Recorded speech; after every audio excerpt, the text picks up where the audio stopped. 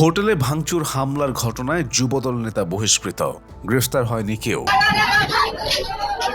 রাজধানীর বনানীতে একটি হোটেলে হামলা ও ভাঙচুরের ঘটনায় যুবদল নেতা মনির হোসেনকে সংগঠন থেকে বহিষ্কার করা হয়েছে।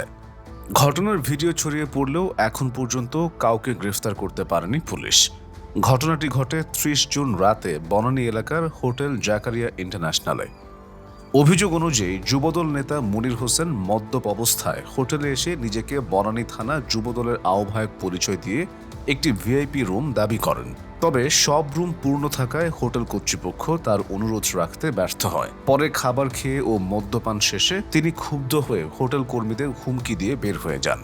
এরপর পরদিন মনির হোসেনের ঘনিষ্ঠ হিসেবে পরিচিত লিটন চৌধুরী নাহিদ নামের একজন হোটেলে গিয়ে ভাঙচুর শুরু করেন। সঙ্গে থাকা কয়েকজনকে নিয়ে তিনি বারের গ্লাস ছুঁড়ে ভাঙেন এবং কর্মচারীদের মারধর করেন। অভিযুক্তদের ভাষ্য ছিল, মনির হোসেনকে ভিআইপি রুম না দিয়ে হোটেল কর্তৃপক্ষ তাকে অপমান করেছে। এ ঘটনায় হোটেল কর্তৃপক্ষ বনানী থানায় একটি মামলা করে। তবে ঘটনার কয়েকদিন পেরিয়ে গেলেও বৃহস্পতিবার রাত পর্যন্ত কাউকে গ্রেফতার করতে পারেনি পুলিশ। ঘটনার ভিডিও সামাজিক মাধ্যমে ছড়িয়ে পড়লেও ব্যাপক সমালোচনার মুখে পড়ে যুবদল।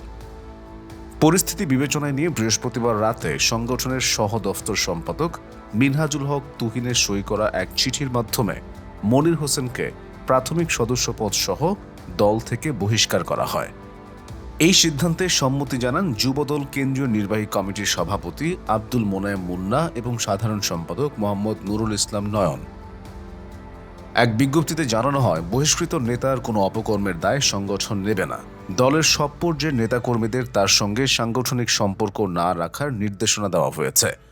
পাশাপাশি আইনশৃঙ্খলা বাহিনীকে প্রয়োজনীয় আইনি ব্যবস্থা নেওয়ারও আহ্বান জানানো হয়েছে। মিনহাল আহমেদ মাসুম, খবরবাজ।